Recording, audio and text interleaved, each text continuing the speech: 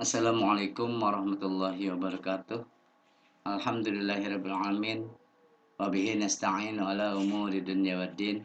Wassalatu wassalamu ala asyrafil anbiya'i wal mursalin sayyidina Muhammadin wa ala alihi wa sahbihi ajma'in. Rabbi syrah lana sudurana wa yassir lana umurana wahlul 'uqdatam min lisanina liyafqahu qawlana. Allahumma shalli wa sallim ala sayyidina Muhammad wa ala ali sayyidina Muhammad. Puji syukur marilah kita panjatkan kehadirat Allah Subhanahu wa taala. Salawat beserta salamnya semoga tercurah kepada baginda alam Nabiyuna wa Habibuna Muhammad sallallahu alaihi wasallam.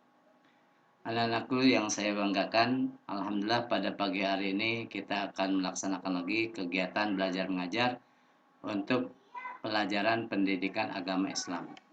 Anak-anak sekalian, hari ini kita akan membahas tentang materi dengan bersih hidup menjadi sehat. Anak-anak sekalian, dalam agama Islam, kebersihan adalah nomor pertama bab tentang ibadah, ya.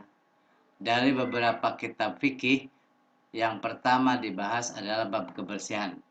Dalam agama Islam disebutnya thaharah. Nah, thaharah ini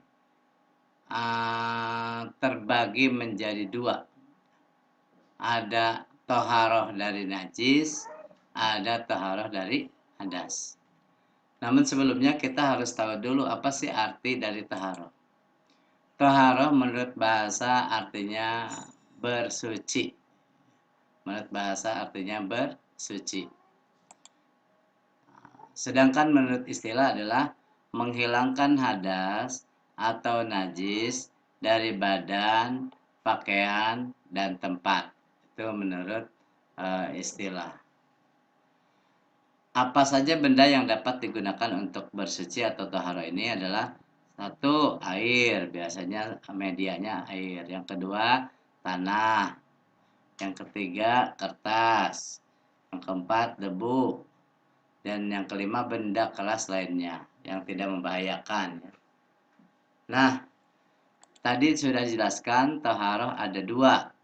Ada taharah dari najis, ada taharah dari hadas. Sekarang taharah dari najis. Apa itu najis? Nah, najis menurut bahasa adalah kotoran. Sedangkan menurut istilah adalah kotoran yang harus dibersihkan dari badan, pakaian, apabila kita hendak melaksanakan sholat atau ibadah. Nah, najis ini ada 3 macam. Ada najis mukhafafah, ada najis mutawassithah, ada najis mughalladah. Apa itu najis mukhafafah? Najis mukhafafah adalah najis yang ringan. Khaffafa itu ringan. Contohnya apa? Air kencing bayi laki-laki yang belum makan selain air susu ibunya. Biasanya usia 2 tahun ke bawah.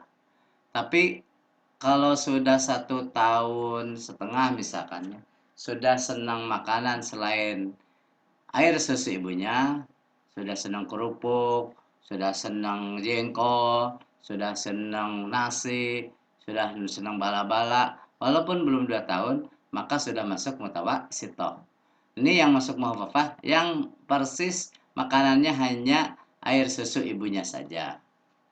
Nah, cara mensucikannya, kalau kita terkena najis mukhafafah ini adalah dengan memercikan air pada bagian yang terkena najis. Dipercikan aja, dicepretkan, ya. Itu najis mukhafafah. Yang kedua, najis mutawassithah. Mutawassithah itu dari kata wasato. Wasato itu artinya penengah. Maka orang yang menengahi dalam olahraga itu disebutnya wasit. Penengah itu wasit. Nah, mutawassithah menurut istilah adalah najis sedang. Misalkan bangkai binatang darat, ya, yang berdarah itu ya, kotoran manusia, hewan, kotoran hewan maksudnya, nanah, darah, dan lain-lain. Kemudian bagaimana cara mensucikannya? Yaitu dengan menghilangkan warna, bau, dan rasanya. Ketika kita bersuci, misalkan dari BAB ya, maka harus hilanglah warnanya. Kalau masih ada dilihat di tangan koneng keneh, nah masih kuning berarti belum suci. Atau di ambuan teh bau keneh kotoran kita, nah itu berarti belum suci. Atau rasanya saya nggak tahu ya. Tapi rasanya biasanya asin pahit lah gitu ya. Kalau yang nggak percaya dirasain aja. Tuh kalau sudah hilang warna, bau, dan rasanya maka sudah hilang najisnya. Yang ketiga, najis mughaladhah. Mughaladhah itu najis yang berat. Contohnya apa? Najis anjing dan babi. Berat kenapa? Karena najisnya harus dicuci dengan cara mencucinya 7 kali ya. Dengan air 7 kali, salah satunya dengan tanah. Bisa di awal tanahnya, bisa di tengah, bisa di akhir. Misalkan tanah, kemudian air selama 6 kali. Atau air, tanah, air. Nah, itu ya. Bisa. Itu najis mughaladhah. Jadi kalau kita terkena najis babi, najis anjing, air liur anjing, air liur babi, maka itu termasuk najis mughaladhah berat. Berikutnya, hadas. Nah, selain toharoh dari najis, kita juga dianjurkan toharoh dari hadas. Apa itu hadas? Hadas itu najis yang tidak terlihat. Jadi yang hanya dapat dirasakan. Misalkan kentut kan nggak kelihatan, tapi terasa bau, ya. Nah, atau terdengar, jadi tidak bisa dilihat. Nah, dapat disisikan baik dengan wudhu, mandi, atau tayamum.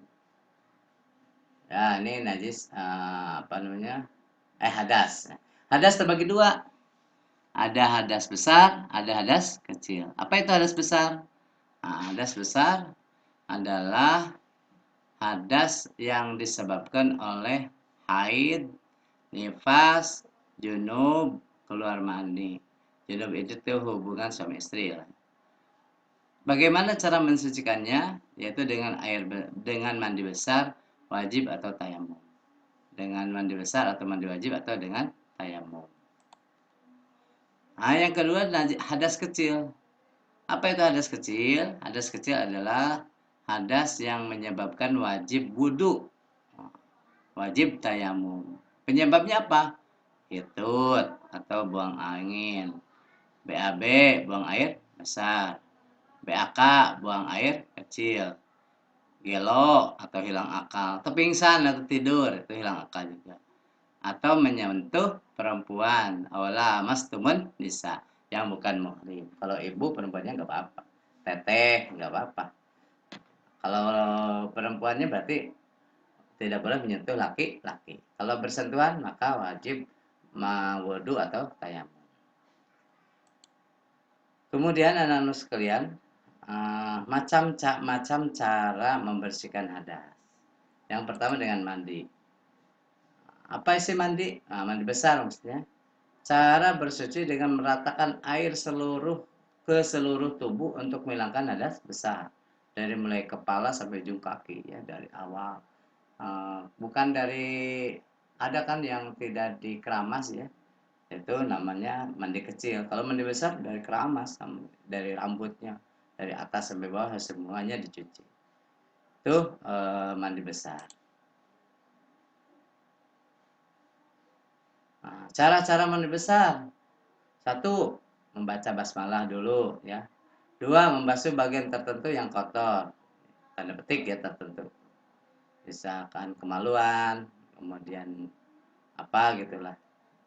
Kemudian berwudu terlebih dahulu. Berwudu dulu, itu sunnahnya seperti itu. Meratakan air ke seluruh tubuh, kemudian mendahulukan menyiram anggota tubuh bagian kanan, yumna. Nah, bahasanya. Kanan-kanan dulu. Kemudian menggosok-gosok badan untuk menghilangkan kotoran yang melekat pada badan kita. Nah, itu cara-cara mandi besar. Adapun hal-hal yang mewajibkan mandi besar, apa saja? 1, hubungan suami istri, ya, pengantin.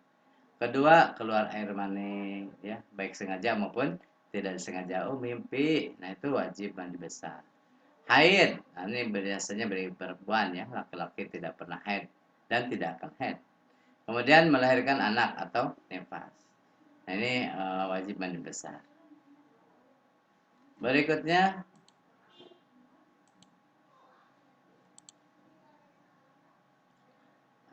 wudhu. Wudhu ini dimulai dari ada yang sunahnya, ada yang fardunya, ada yang ada dua ya, sunnah dan fardu. Nah, apa itu wudhu? Nah, wudhu itu adalah bersuci dengan menggunakan air untuk menghilangkan hadas kecil. Nah, fardu wudhunya ada berapa? Ada 6 nih. 1 niat, 2 membasuh muka, 3 membasuh tangan sampai siku, 4 membasuh kepala, 5 membasuh kaki sampai mata kaki, kemudian 6 menertibkan rukunnya. Itu wudhu ya. Nah, kita lihat prakteknya seperti apa. Yang pertama, niat. Nah, niatnya di dalam hati dan tidak diucapkan. Boleh diucapkan? Boleh. Ya, misalkan nawaitu wudu'a fadlan lillahi ta'ala cukup, atau nawaitu yang sudah lazim di kita, nawaitu raf'al hadatsil asghari listibahatis sholati fardun lillahi ta'ala. Dalam hati kita ngomong nih, aku niat berwudu lillahi ta'ala. Kemudian mengucapkan bismillahirrahmanirrahim.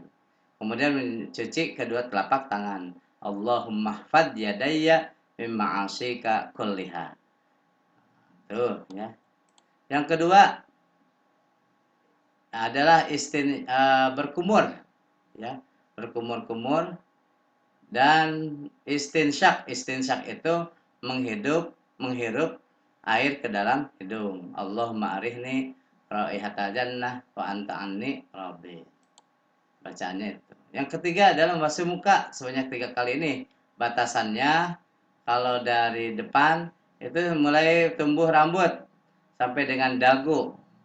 Nah, bagaimana Pak kalau rambutnya di belakang? Ya tetap aja dari sini ya, botak misalkan nggak ada rambutnya, itu dari tempat wajar tumbuhnya rambut. Ya.